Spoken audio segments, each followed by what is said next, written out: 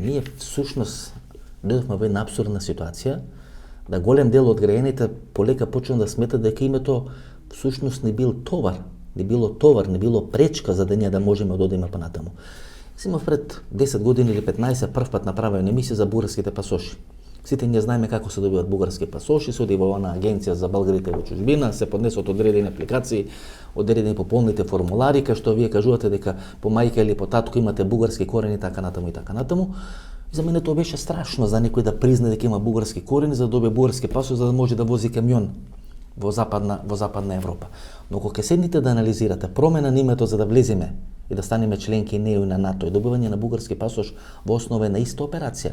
Вие се откажувате од нешто, од име, од идентитет, од потекло, од било што, за одредени краткорочни благосостојби или одредени придобивки, бенефици, така натаму и така натаму. Нема разлика помеѓу добивање бугарски пасоши и промена на името за да влезете во НАТО и ЕУ. Ја барем тоа така го доживам, така го сваќам. Да, во основата е така, но сепак постои една народна поговорка која мораме да ја почитуваме, а дека празниот стомак многу не размислува. Така е. Така што во ваква ситуација јас ги разбирам тие луѓе.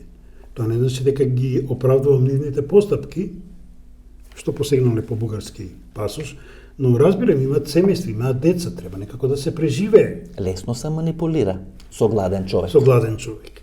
Ке го донесете во ситуација да се плаши да биде гладен и ќе манипулирате. Ако нам ни смета тоа што некој зема бугарски пасош за да може да замине за Европа и да најде работа, тогаш многу поедноставно би било, на тоа бара веќе работа, да се отворат нови работни места, луѓето да се вработат тука да ја наоѓаат својата перспектива наместо да бегаат во Европа преку Бугарија. И исто така, да речем, и за времето на Бранко Црвенковски, некаде 90-тите години, фино се сеќам, а и сега, ни сметаат бугарите што сакале да ги бугаризираат македонците во Албанија, со тоа што им делат пропаганден материјал.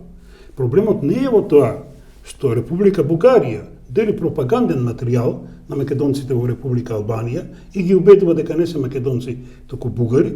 Проблемот е во тоа што Република Македонија ништо не прави да подели пропаганден материјал на македонците во Албанија.